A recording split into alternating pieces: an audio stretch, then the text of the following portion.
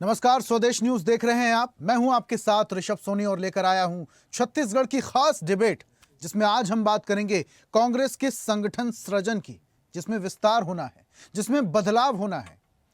छत्तीसगढ़ में विपक्ष में बैठी कांग्रेस पार्टी में इन दिनों संगठन सृजन की प्रक्रिया चल रही है, जिसके तहत जिला अध्यक्षों का चयन होना है। लेकिन रायपुर समेत कई जिलों में इस पद के लिए दावेदारों की ऐसी बाढ़ आई कि पार्टी के भीतर ही नींद उड़ गई है। वहीं भाजपा को कांग्रेस की इस खींचतान पर तंज कसने का मौका मिल गया। दरअसल कांग्रेस में संगठन सृजन के कड़े नियमों और दावेदारों की होड़ के कारण पार्टी की नींद उड़ी हुई है। विशेषकर जिला अध्यक्ष पद के लिए दर्जनों दावेदार मैदान में हैं। यह स्थिति तब है जब संगठन सृजन के दौरान योग्य दावेदारों को चुनने के लिए कड़े नियम बनाए गए हैं और एआईसीसी की गाइडलाइन का सख्ती से पालन किया जा रहा है। ये कड़े नियम दावेदारों को खुला समर्थन देने से भी परहेज करने पर मजबूत कर रहे हैं। इस अंदरूनी खींचतान और दावेदारों की भीड़ पर प्रतिक्रिया देते हुए मंत्री रामविचार नेताम ने कांग्रेस पर तीखा कटाक्ष किया। उन्होंने कहा, जब घोड़े एक जगह जमा हो रहे हैं, सब घोड़ों की स्थिति खराब है।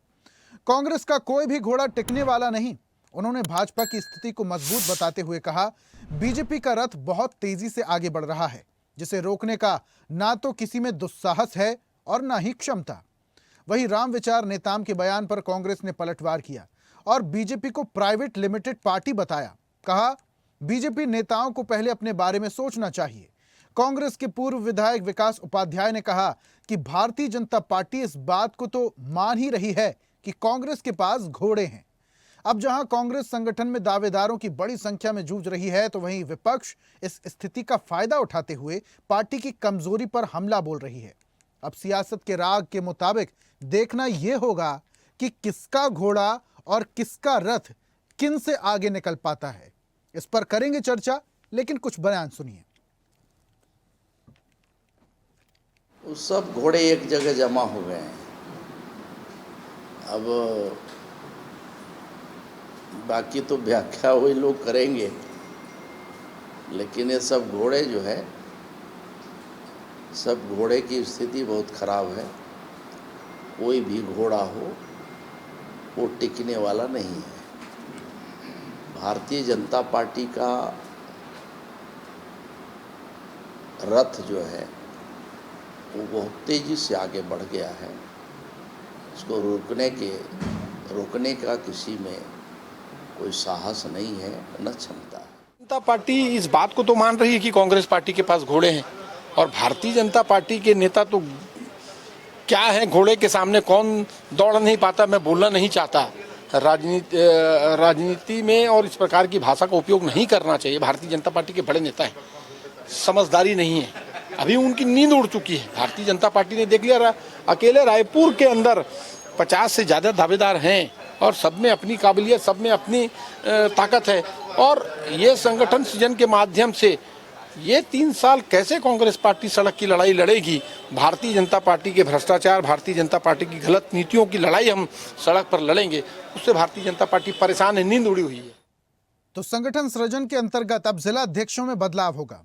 कांग्रेस ने अब बीड़ा उठाया है और बदलाव के लिए तैयार है। कांग्रेस न सिर्फ छत्तीसगढ़ बल्कि पूरे देश भर में बदलाव की तरफ ध्यान दे रही है, लेकिन छत्तीसगढ़ में इसका आगाज किया जा रहा है। अब छत्तीसगढ़ में जितने भी जिले हैं, उनमें निष्क्रिय जिला अध्यक्षों को हटाया जाएगा और नए जिला अध्यक्षों को लाया जाएगा। जो भी कार्यकर्ता सक्रिय होगा, जो भी संगठन के लिए निष्ठावान होगा, उसको जिम्मेदारी दी जा सकती है, और जो भी कार्यकर्ता या जिलाध्यक्ष निष्क्रिय होगा उसे किया जाएगा। यानी कि अब उसका जिलाध्यक्ष बने रह पाना लगभग असंभव है। ये कहना है कांग्रेस की तरफ से तमाम नेताओं का। तो बदलाव की तरफ कांग्रेस अब आगे बढ़ रही है। तो कांग्रेस संगठन सृजन के जरिए बदलाव की बयार बहाने के लिए तैयार है। जिलाध्यक्षों में बदलाव किया जाएगा, लेकिन यह बदलाव किस तरीके से होगा? क्या अब पक्ष और विपक्ष के बीच घोड़े और रथ को लेकर सियासत तेज हो रही है? इस पर आज हम चर्चा करेंगे। कुछ मेहमान हमारे साथ जुड़ रहे हैं। बीजेपी का पक्ष रखने के लिए वात्सल्य मूर्ति हमारे साथ हैं। वात्सल्य साहब, बहुत स्वागत आपका। और कांग्रेस की तरफ से हमारे साथ रवि गवलानी जी जुड़े हुए हैं। रवि जी, आपका भी बहुत स्वागत। और चर्चा की शुरुआत रवि जी मैं आपसे ही करता हूं। एक तरफ आप लोग कह रहे हैं संगठन में अब बदलाव होगा, संगठन में बदलाव होगा, यानी कि युवाओं को प्राथमिकता दी जानी है। दूसरी तरफ यह भी कहा जा रहा है कि जो निष्क्रिय जिला अध्यक्ष हैं उनको दरकिनार किया जाएगा और जो सक्रिय कार्यकर्ता हैं उनके कंधों में जिम्मेदारी दी जाएगी। ये तो पहले ही किया जाना चाहिए था। जो निष्क्रिय कार्यकर्ता हैं, जिला अध्यक्ष हैं, उनसे तो बहुत पहले ही जवाबदारी छीन लेनी चाहिए थी। आप तो लेट चल रहे हैं रवि जी। देखिए सोनी जी, मैं ये कहना चाहूंगा कि संगठन सृजन अभियान जो अभी हमारी कांग्रेस पार्टी चला रही है, उसके अंतर्गत हम लोग बहुत ही ऑर्गेनिकली, बहुत ही डेमोक्रेटिकली चीजों को एक नए आयाम पर ले जाने की कोशिश कर रहे हैं। और जैसे जैसे समय बदलता है, देखिए जब 1947-50 का समय था तब एक दौर अलग था, 70-80 का दौर अलग था, और आज का जो दौर है वो एक अलग है। जब जब जैसी परिस्थितियां रहती है, जब जब हमें जो लगता है कि उस परिस्थिति के अनुसार एक फैसला लिया जाना चाहिए, उसके अंतर्गत फैसले होते रहे हैं। पहले की जो जरूरतें थी संगठन उसके हिसाब से चला। आज संगठन सृजन अभियान के अंतर्गत अकाउंटेबिलिटी की बात हो रही है, पावर देने की बात हो रही है, उसके अंतर्गत उनको प्रॉपर किस तरीके से काम को और बेहतर करना है, कैसे जनता के बीच में जाना है, कैसे कांग्रेस की तरफ लोगों का रुझान लाना है, उसके अंतर्गत बहुत सारी चीजें हैं जिसके हिसाब से राष्ट्रीय नेतृत्व ने अलग अलग ऑब्जर्वर्स बनाए हैं जो ग्राउंड जीरो में जाकर के अलग अलग कार्यकर्ताओं से मिल रहे हैं, बात कर रहे हैं, वरिष्ठों से मिल रहे हैं, उनकी रायशुमारी कर रहे हैं, और उसके अंतर्गत वो अपनी एक रिपोर्ट देंगे। जो रिपोर्ट देंगे जिसका उनको लगेगा कि हाँ जो व्यक्ति काम कर रहा है या और बेहतर काम कर सकता है कई जगहों पे, तो उसकी आने वाले समय में निष्क्रिय जिला अध्यक्षों की वजह से ही कांग्रेस प्रेसिडेंट की चुनाव तरफ हारी। से नियुक्ति होगी। जी क्या बोले? निष्क्रिय जिला अध्यक्षों की वजह से ही कांग्रेस चुनाव हारी, तब जाकर इसलिए बीजेपी की ट्रिपल इंजन की सरकार बनी, आपको बहुमत में नहीं मिला जनता से। ये एक बड़ी वजह। देखिए सोनी जी, चुनाव में हार और जीत के कोई एक पैमाना नहीं होता। बहुत सारे तरीके या बहुत सारे फैक्टर्स होते हैं जो किसी भी चुनाव को जीत की तरफ लेके जाते हैं या किसी भी चुनाव को हार की तरफ लेके जाते हैं। लेकिन एक बड़ा फैक्टर रवि जी, देखिए आपके जो कार्यकर्ता हैं, अगर जनता के बीच में जाकर अपनी रीतियां नीतियां नहीं बताएंगे तो जनता को कैसे पता चलेगा कि कांग्रेस आने वाले वक्त में क्या काम करने वाली है, और अगर सरकार थी कांग्रेस की तो क्या काम किया गया। आपके जिलाध्यक्ष निष्क्रिय थे, जनता तक पहुंच नहीं पाए, इसलिए जनता ने अपना मैंडेट बीजेपी को दिया। सोनी जी, मैं इस बात से सहमत नहीं हूं कि हमारे जिला अध्यक्ष निष्क्रिय थे। देखिए आज पूरे देश में चर्चा हो रही है वोट चोरी की, क्या वो भी एक फैक्टर नहीं है? बहुत सारे फैक्टर हैं चुनाव में हार के जीत के। ये कह देना कि निष्क्रिय थे और इसीलिए नहीं हम वो चुनाव हार गए, ये कहना सही नहीं होगा। हाँ, संगठन को और कैसे बेहतर करना है, संगठन आने वाले समय में किस तरीके से काम कर सकता है। देखिए आज 140 करोड़ की जनसंख्या है हमारे देश में। आज से 20 साल पहले ये जनसंख्या कुछ और थी। आज से 20 साल पहले व्हाट्सएप नहीं था, आज से 20 साल पहले इंटरनेट उस तरीके का नहीं था। तो जैसे जैसे समय बदला है तो उसके हिसाब से कांग्रेस पार्टी की आने वाले भविष्य को देखने का नजरिया भी बदला है। तो उसके अंतर्गत हम आज ये संगठन सृजन अभियान कर रहे हैं। हम उनको और बेहतर परफॉर्म करने की बात कर रहे हैं, और खाली परफॉर्मेंस की बात नहीं है। व्हेन अगर आपको कोई दायित्व मिलेगा तो पावर भी मिलता है कि आपकी सुनी जाएगी। आप किसी भी अगर नाम को आगे बोलेंगे कि इसको चुनाव लड़ाया जाना चाहिए या इस व्यक्ति को टिकट दी जानी चाहिए तो तवज्जो भी रहेगी। तो वो सारी चीजों के अंतर्गत लेकिन अक्सर तो भिड़ंत की तस्वीरें सामने आती हैं रवि जी। मैं समझता हूं बड़ी मीटिंग्स होती हैं, जब बड़ी बैठकें मीडिया होती हैं हो या कांग्रेस की, जनता हो, रवि जी, अप्रिशिएट करना जब चाहिए बड़े कि हाँ बड़े भाई चलिए। संगठन की, आपके बड़े जैसे संगठन की अगर मीटिंग्स होती हैं, जब सचिन पायलट जो कि प्रदेश प्रभारी हैं वो पहुंचते हैं, बड़े नेता पहुंचते हैं, उनके सामने आपके कार्यकर्ता लड़ जाते हैं, तो मैसेज क्या जाएगा बाकी के कार्यकर्ताओं पर? मैं आवाज अटक गई थी, क्या बोल रहे रवि जी सुन पा रहे हैं आप? हाँ, बीच में आवाज रवि जी देखिए, जब आपके संगठन की बैठकें होती हैं, मंथन होता है, बड़े कार्यकर्ता जब पहुंचते हैं, सचिन पायलट पहुंचते हैं, प्रदेश प्रभारी, उनके सामने आपके कार्यकर्ता आपस में झगड़ जाते हैं। कई बार कुर्सियां टूटने की तस्वीरें सामने आती हैं, झड़प की तस्वीरें सामने आती हैं। तो पहले तो इंटरनल ट्रीटमेंट करना होगा ना पार्टी का। सोनी जी, मुझे आप एक बात बताइए क्या सारी विसंगतियां सिर्फ कांग्रेस पार्टी में ही है? मैं क्या कांग्रेस आपको पार्टी की बाकी बात कर किसी रहा हूं। और देखिए पार्टी तमाम में पार्टियों कोई में होता होगा विसंगति दिखती ही नहीं है? रवि जी, मैं कहता हूं सारी पार्टियों में होती है। जहां तो ज्यादा बस बर्तन बात होंगे, रवि जी इस सुनिए ना, प्रश्न का जहां ज्यादा जवाब बर्तन आपने ही दे होंगे, दिया। जहां ज्यादा बर्तन होंगे वहां खटपट की आवाज ज्यादा आएगी। लेकिन मेरा कहना यह है, चूंकि कांग्रेस सबसे पुरानी पार्टी है और आप जैसे कि बोलते हैं गुटबाजी की तस्वीरें भी, गुटबाजी की खबरें भी कांग्रेस से ज्यादा आती है। मैं ये नहीं कहता कि बाकी पार्टियों से नहीं आती, आती है, लेकिन ज्यादा कांग्रेस की तरफ से आती है। ठीक है, आऊंगा वापस से आपके पास रवि जी, इस पे और बहस करेंगे और बात करेंगे। अपन वात्सल्य जी का मैं रुख कर लेता हूं। वात्सल्य जी, देखिए तस्वीरें सामने आ रही है, चूंकि कांग्रेस अब बदलाव की तरफ आगे बढ़ रही है, संगठन को और मजबूत बनाने की कवायद तेज। ये भी कहा जा रहा है कि युवाओं के कंधे में ज्यादा जिम्मेदारी दी जाएगी। जो निष्क्रिय लोग हैं उन्हें बाहर का रास्ता दिखाया जाएगा, जो सक्रिय लोग हैं उन्हें जवाबदारी दी जाएगी। आपके नेता कहते हैं कि जितने भी कांग्रेस के घोड़े हैं वो एक जगह इकट्ठा हो गए हैं, उनसे होने कुछ नहीं वाला। लेकिन कांग्रेस के लोगों को, कांग्रेस के नेताओं का आप घोड़ा कह रहे हैं। ऋषभ जी, मैं रवि जी से कुछ हद तक सहमत हूं कि संगठन सृजन तो होना ही चाहिए, क्योंकि जब तक संगठन का सृजन नहीं होगा पार्टी मजबूत नहीं होगी। आज भारतीय जनता पार्टी इतनी मजबूत है, उसका कारण जो है हमारा सृजन है। मगर जब हम कांग्रेस के संगठन सृजन की बात करते हैं और घोड़ों और रथ की बात करते हैं, तो देखिए पहले ये हम सभी ने माना, इस बात को माना कि कांग्रेस के जो शीर्ष दिल्ली का नेतृत्व है, उनका जो विश्वास है वो प्रदेश के नेतृत्व से उठ चुका है। इसीलिए उन्होंने पर्यवेक्षक भेजे और डायरेक्ट दिल्ली से नियुक्तियां हो रही है। ये तो बात साफ थी, हम सभी ने इस बात को माना। लेकिन अब देखने में आ रहा है, मैं घोड़े वाली बात पर आता हूं, अब ऋषभ जी देखने में आ रहा है कि एक एक जिला अध्यक्ष की सीट के लिए 55 से 60 कार्यकर्ता दावेदारी कर रहे हैं। इसका क्या मतलब निकलता है? इसका साफ साफ क्या ये मतलब नहीं निकलता कि कार्यकर्ताओं का भी विश्वास जो है अपने नेताओं से उठ गया है? वो भी नेताओं की चाटुकारिता करते करते थक गए हैं और अब उन्होंने भी ठान लिया है, नहीं हमें नेता बनना है, अब इनकी चाटुकारिता नहीं करेंगे।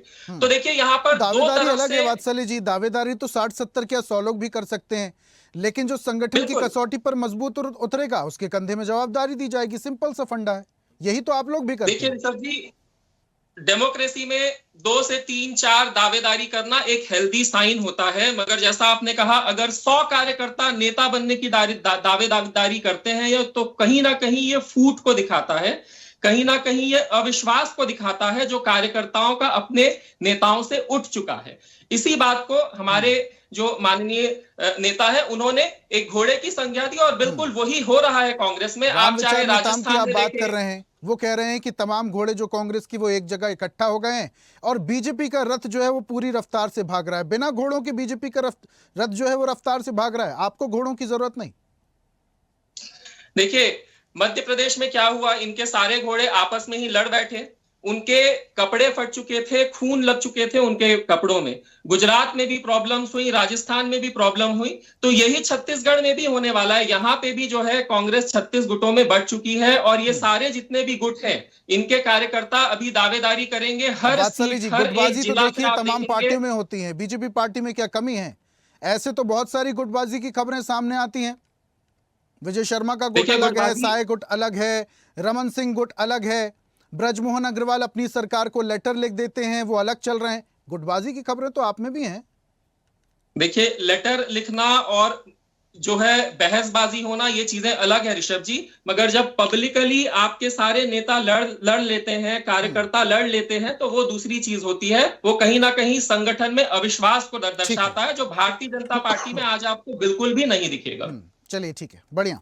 रवि जी पूरी बात सुन रहे थे आप। संगठन मजबूत तो तब होगा जब एकता होगी। तमाम जितने आपके कार्यकर्ता हैं सभी नेता बनने के लिए अगर दौड़ पड़ेंगे तो कार्यकर्ता कौन रहेगा?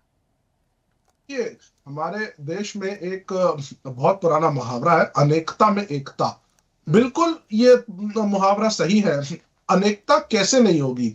हर व्यक्ति के अपने विचार होते हैं, कोई विचार में कहेगा राइट चलो, कोई कहेगा लेफ्ट चलो, लेकिन इसका मतलब ये नहीं होता कि विचार अगर अलग है तो उनकी जो एक मेन विजन है वो भिन्न हो जाता है। अगर आप किसी अम्ब्रेला के अंतर्गत काम कर रहे हैं, जैसे कांग्रेस पार्टी है या भारतीय जनता पार्टी है, तो उस अम्ब्रेला के अंदर काम करने का मतलब ये रहता है कि उनके मेन सिद्धांतों से आप जो है उनको अपने सिद्धांत मानते हैं और उसके अंतर्गत आप आगे चल रहे हैं। कार्यकर्ताओं में भी यही है, हम सब कांग्रेस पार्टी के प्रति जुड़े हुए लोग हैं। कई बार ये हो जाता है कि किसी का विचार कुछ रहता है, किसी चलिए का ठीक है विचार रवि जी, कुछ लेकिन रहता आपकी है। इस बात को तो अगर दूसरी कंसीडर बात, कर भी दिया जाए, रवि जी अपनी इस बात बात को अगर रखूंगा पूरी। कंसीडर कर दिया जाए तो ऐसे में तो आप लोगों के लिए सिरदर्दी हो जाएगी। नहीं, इसमें सोनी जी सिरदर्दी वाली क्या बात आ कितने गई? आप मुझे ये कितनों को बताइए, हटाएंगे, क्यों कितनों को नहीं? शांत करेंगे? जिसको शांत सब करेंगे, आप- जिसको पद नहीं आप देंगे, मेरी- वो आपसे गुस्सा हो जाएगा। ऐसा बिल्कुल नहीं है। आप मुझे एक बात बताइए, भारतीय जनता पार्टी कहती है कि चाय बेचने वाला व्यक्ति प्रधानमंत्री बन सकता है।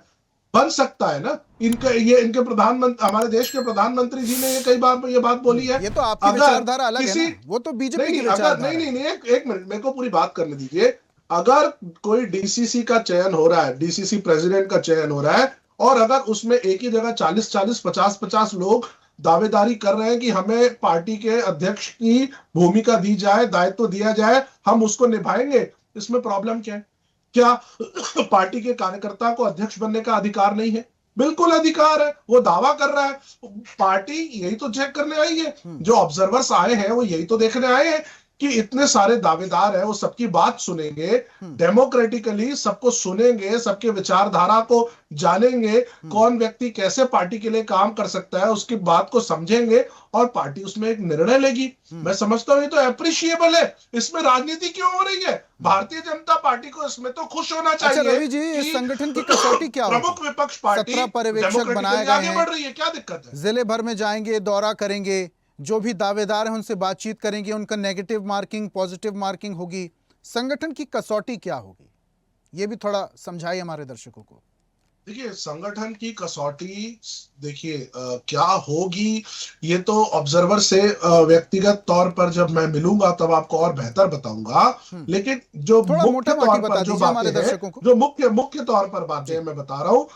सबसे पहले तो ये रहेगा कि कोई व्यक्ति कांग्रेस पार्टी से कितने टाइम से जुड़ा हुआ है, उसकी पार्टी की तरफ विचारधारा क्या है, संगठन में उसने क्या क्या काम किया है, सोशल लेवल पर उसने क्या क्या काम किया हुआ है, जनता के बीच में उसने जितने भी समय से वो सोशल जगह पे काम कर रहा है या पार्टी के फोरम पे काम कर रहा है, तो उनके क्या क्या कंट्रीब्यूशन रहे हैं, क्या बेहतर वो कर सकता है पार्टी के लिए, कैसे पार्टी को अभी जिस पोजीशन पर है उसको ऊपर ले जाने के लिए उसका विजन क्या है, किस तरीके से वो उसमें कंट्रीब्यूशन करेगा। ये सारी बातें जानेगा हमारे जो संगठन है, और अलग अलग नेताओं से, अलग अलग कार्यकर्ताओं से रायशुमारी हो रही है। हर व्यक्ति से पूछा जा रहा है कि आप बताइए कि आपके हिसाब से क्या बेहतर हो रहा है, या क्या आपके हिसाब से सही नहीं हो रहा था, या और बेहतर हम कैसे कर सकते हैं। अगर एक ऑब्जर्वर आकर के फीडबैक ले रहा है, आप बताइए इससे अच्छी बात क्या होगी?